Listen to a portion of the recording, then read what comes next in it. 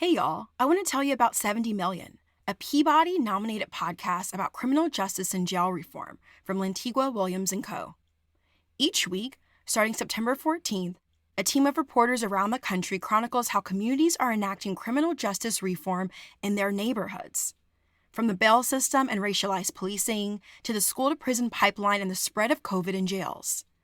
This show gets right to the heart of the social upheaval we're experiencing and how communities all over the U.S. are taking action. Listen now at 70millionpod.com or search for 70 Million in your podcast app. You're listening to NATAL. You're listening to NATAL. You are listening to NATAL. You're listening to NATAL, a podcast about having a baby. Having a baby. Having a baby while Black. My name is Micah, and this is my natal story. My name is Kenya, and this is my natal story. My name is Shellie, and this is my natal story. Hi, my name is Cambrisha, and this is my natal story. Hi. So guess what, Liz? I am actually telling a story about you and about when I found out I was pregnant with you and when I decided to go to a hospital. Hey y'all, and welcome back to NATAL. I'm Gabrielle Horton. And I'm Martina Ilunga.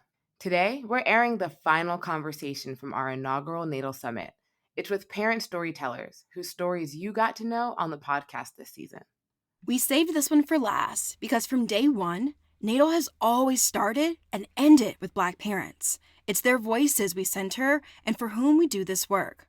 Gabrielle and I talked with them about the power of intergenerational healing, agency, and the importance of oral storytelling traditions. It's really a fantastic and, quite frankly, joyful conversation. I have a feeling you're all really going to love it. Let's get into it.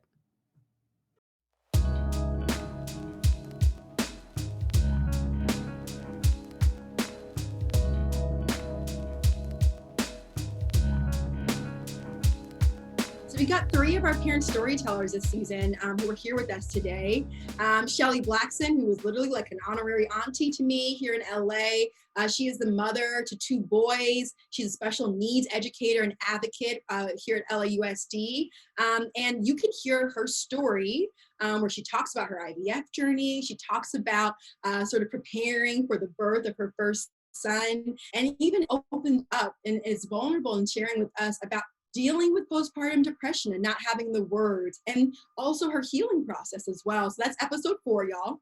And then another special guest that we have is Marilyn Abrahams, who is Martina's mama. And it was so important for us to make sure that we had parents who were new parents, but also people who had given birth like 20 plus years ago, because those stories matter to us as well. And Marilyn joins us from the East Coast. And if you know episode 6 at all, you know that Marilyn's story is one that we all need to hear, and thinking about how we talk about pregnancy loss and supporting those who are experiencing that, and also what happens on the other side of that.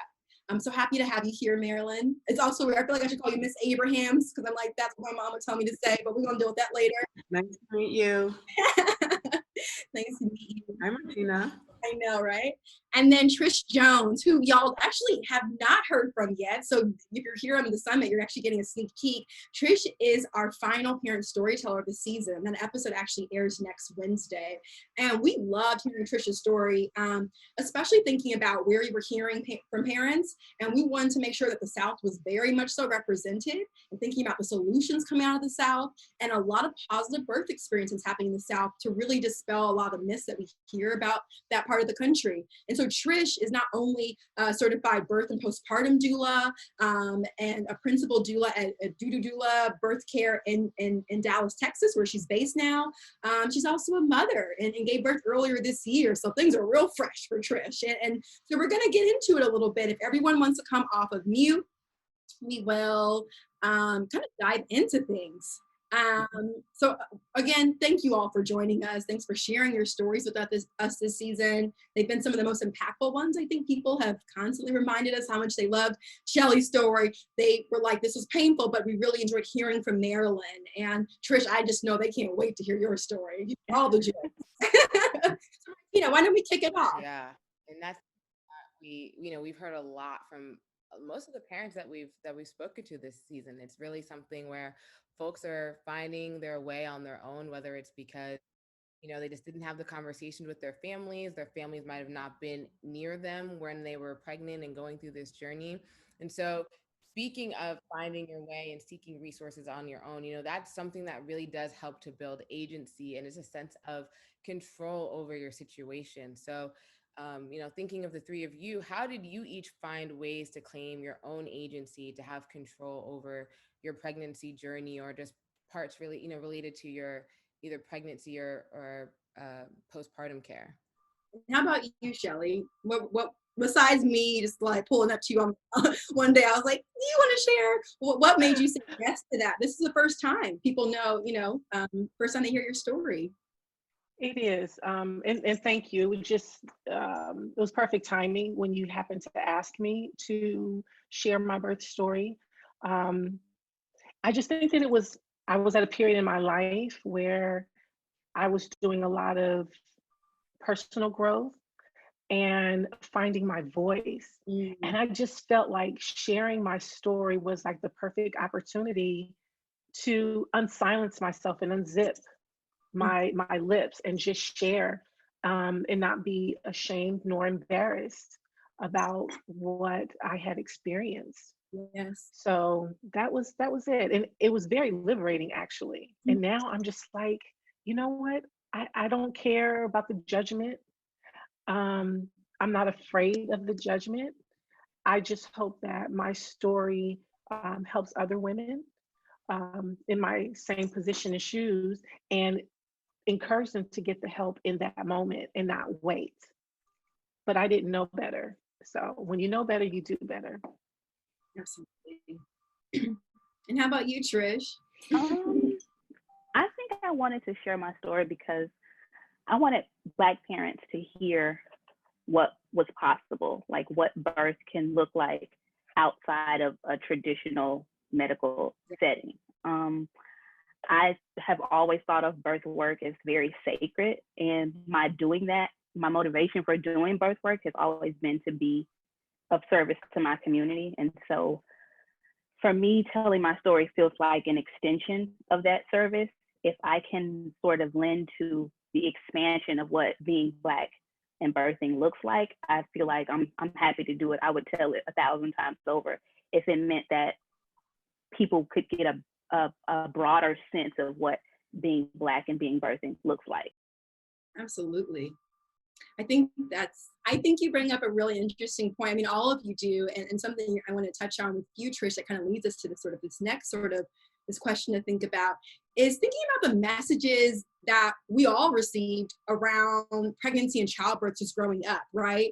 And maybe Trish, you want to kick this off because, again, spoiler alert, Trish's story, if you've been listening to NATAL, we're kind of moving out of the hospital. Trish had a beautiful home birth experience. And so just thinking about how you were so set on having a home birth, what were those early conversations like for you growing up? Was that something, we know, but like, just talk to us about that. I think we want to hear too from Shellie and Marilyn about the early memories you have of your family talking to you about giving birth and being pregnant and having a baby. Ooh, I grew up in a very tight-knit, very large, very religious family. And I am the lone daughter of my parents' 6 children. So a lot of the messaging that I got around pregnancy was to not get pregnant. So I think as an adult, what that meant or what that looked like for me was that by the time I was a woman and I was ready to have a baby and start my own family, I had already gotten sort of good at like seeking out information and resources. So I think the trepidation around the topic of like pregnancy and childbirth and reproduction and everything that is attached to it sort of made me very curious about all things birth. And in the long run, it made me very passionate about all things birth. And it kind of fostered a sense of curiosity and sort of a sense of self-reliance. I think as I have become an adult and I've had a child, it's much easier to have these conversations with like women in my family. But yeah, growing up, there was a bit of avoidance for the topic for obvious reasons. I think that's just a symptom of the time. And my birth order and my birth placement, being the only daughter from my parents, it was a very, I think, touchy thing. But as an adult, I think I have learned how to just find out things, seek information, and thankfully now I'm able to share that same information and those resources with other people. I love that.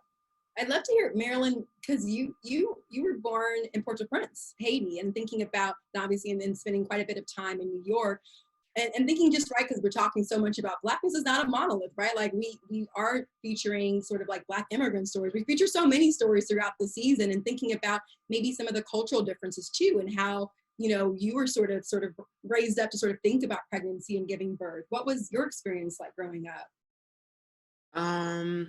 It wasn't, not much was expressed, not much was talked about.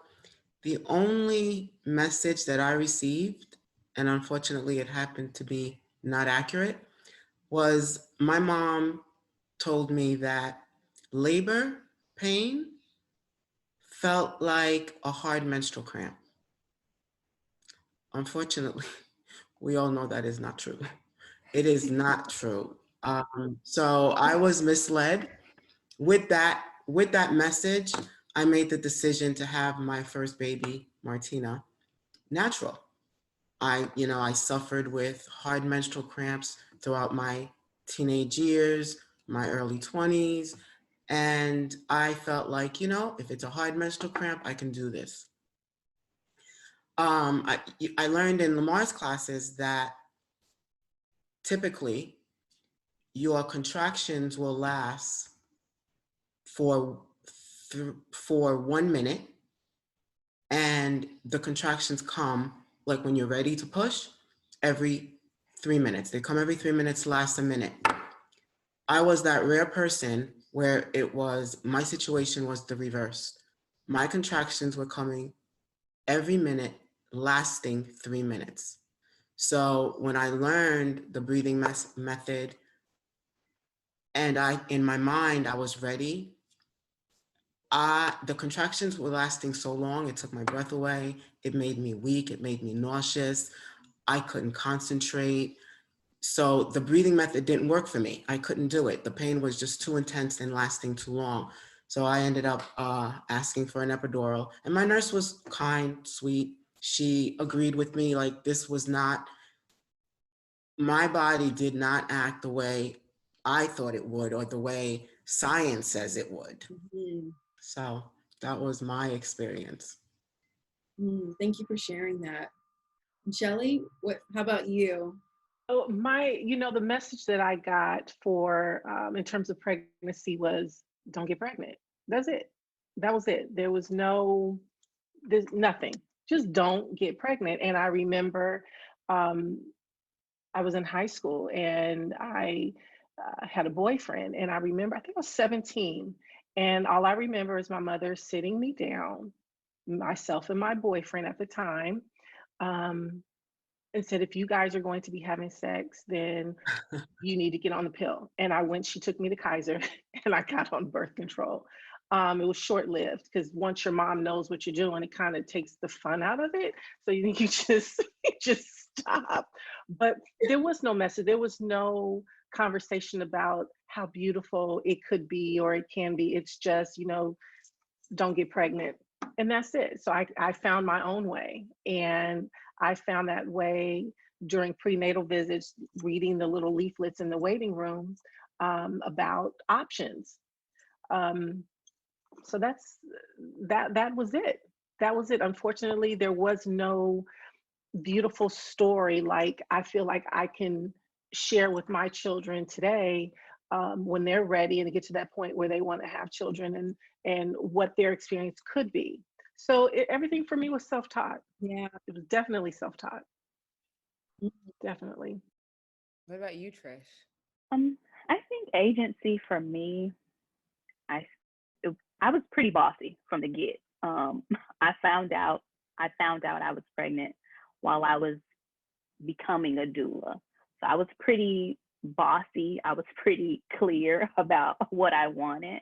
But the other piece of that for me that was extremely pivotal was that I had a partner that was super supportive and allowed me to sort of take the reins. And then I had a midwife who was just like sent from the sky. She was amazing.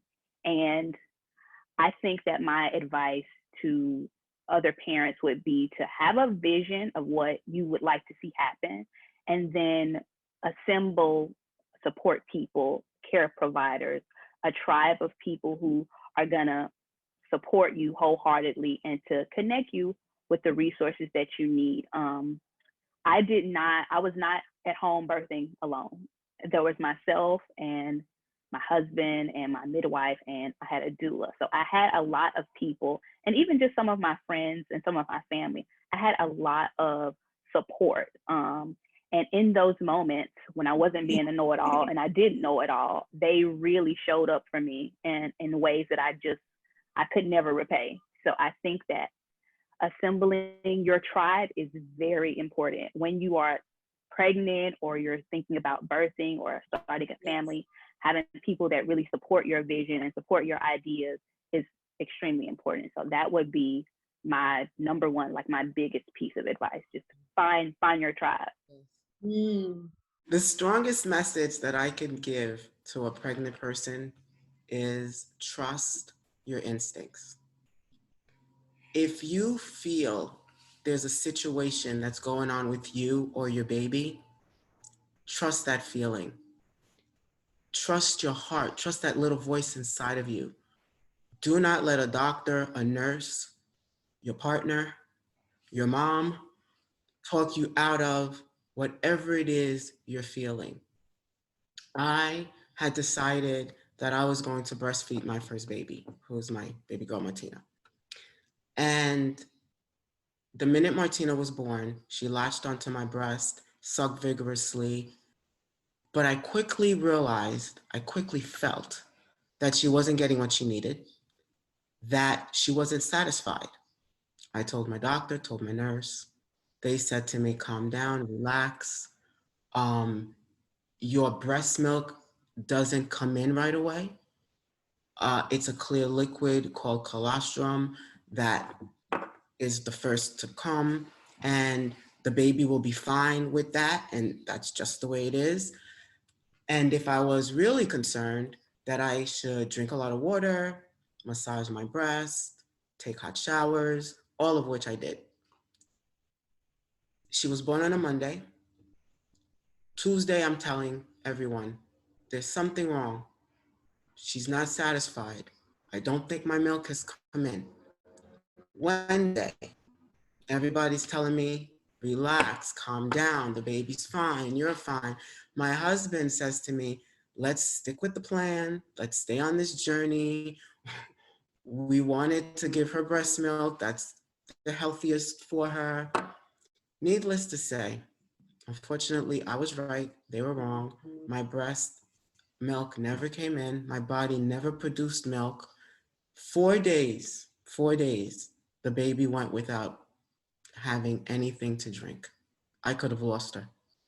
So I will say to any pregnant person, if you feel it, believe it, do not allow anyone to tell you what you're feeling is not accurate. I think for myself, what I would want to tell people today having children is do your research. Make sure that you are informed.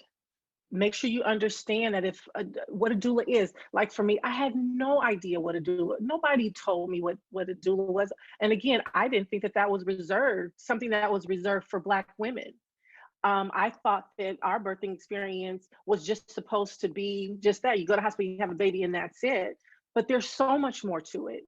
And I would just want to let all you women out there that have never, who are uninformed, do some research, talk to people. The internet is, information is at your fingertips. For me, I'm 50, it just wasn't a thing. When I was having children, it wasn't something that I could rely on, or I could get information. So be resourceful, ask people, find out exactly what a doula does. I still, right now, I think, Gabrielle, I'm sorry, my children. I'm learning through Gabrielle exactly what a doula is, and I'm 50. That shouldn't be. And understanding that we as Black women have a right to a beautiful birth experience. We're entitled to that, and we have to give ourselves permission to want that home birth in the tub. That isn't just for white women. It's for us too. We deserve something sacred and special, but I don't think that we have that information and that knowledge. So that is my gift, to say, the world is yours. The options belong to you. Find out, experience this birth, and really make it special. Have that birthing plan and really try to stick with it. I had a birthing plan. It was supposed to be a natural birth. It was supposed to be in water, and it just never happened because my body wouldn't allow it to happen, but I wanted it. And my mother didn't tell me about a birthing plan. I found that out again, the leaflet sitting in the doctor's office. So that is my gift to women, is to inform yourself and to allow yourself such a beautiful experience. That's great advice.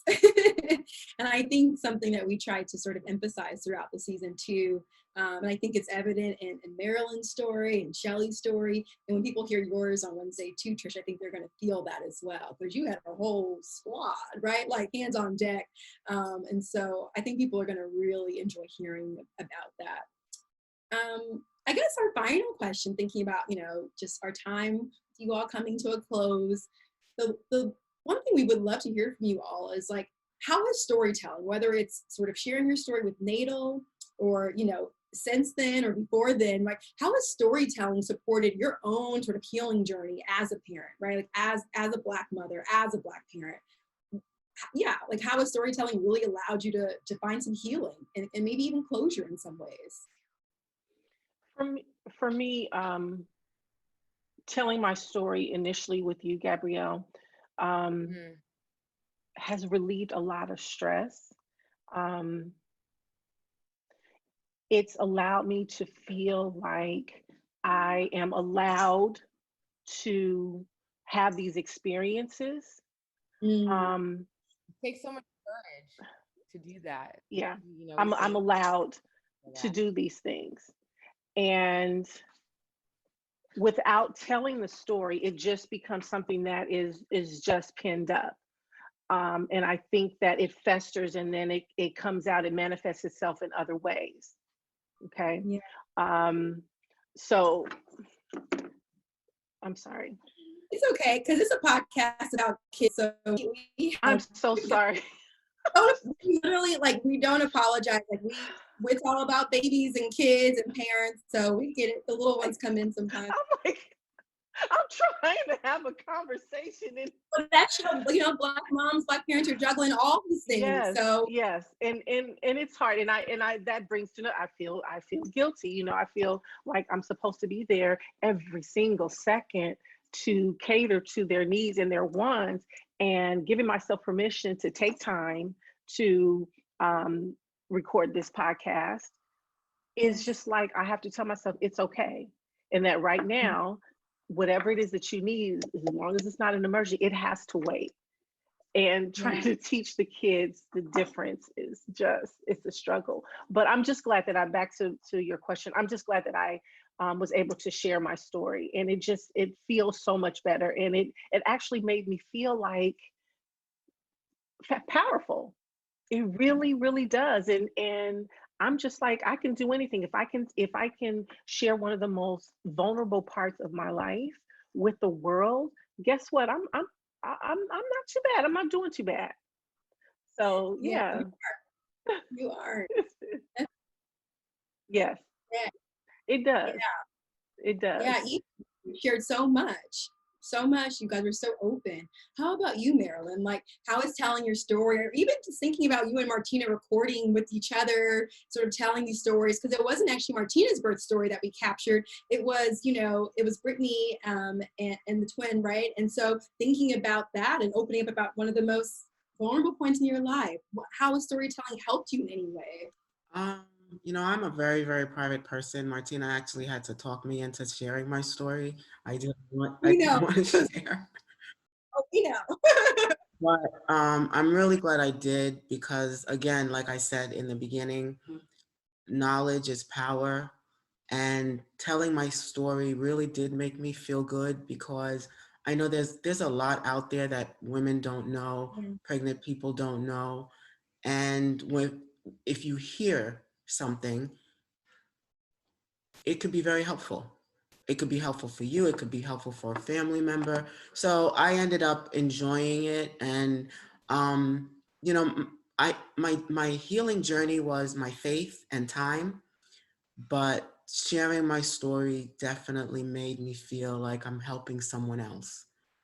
The more people know, the wiser they become, and the more they can ask questions. And I enjoyed telling my story. That's what I got out of it. I'm grateful you did, Mommy. Thank you. How about you, Trish? How has it been for you? I think to echo a little bit of what Shellie said, telling my story so soon after I gave birth was very cathartic for me. It was really cathartic, and it was really helpful because so much happened, and to be able to sit with someone and sort of unpack it was really helpful. And then the ease of doing that with my friends and some of my family, it sort of created a bridge for me. So telling my story has definitely, it's deepened my relationship or my friendships with some of my friends who already have kids. I formed new friendships with people who are mommies or who are new parents. And it's definitely facilitated some healing between myself and some of my family members. Just being able to speak freely about birth and birthing experiences. And some of that has come with the fact that I'm an adult now and having a child of my own. But I really think that storytelling has definitely been that bridge for me.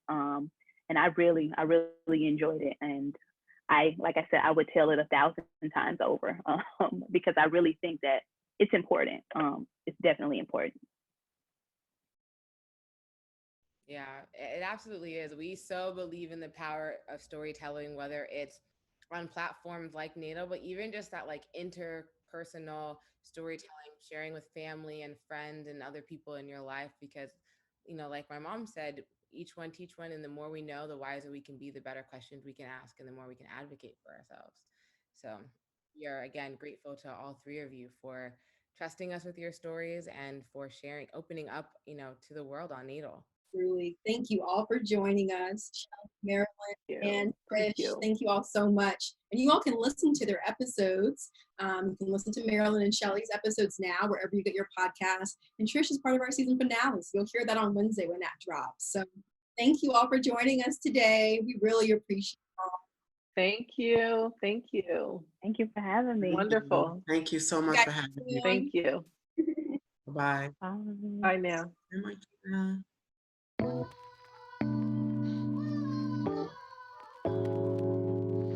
Thank you so much for tuning in these last few weeks. We hope these conversations moved you as much as they did for us. As we gear up for season 2, it's the work and voices of these incredible parents, providers, advocates, and creatives that we aim to amplify and honor. Until then, please continue to support NATAL by following NATAL Stories on social media, contributing your own story to our community blog, and donating to our Season 2 production fund. Speaking of which, we're looking for stories for next season. This time, we're focusing on Black birthing parents, providers, and advocates in rural communities across the country. If this is you or someone you know, we want to hear from you. Visit natalstories.com for more information. Until then, take care. See you soon. Happy holidays! Happy holidays!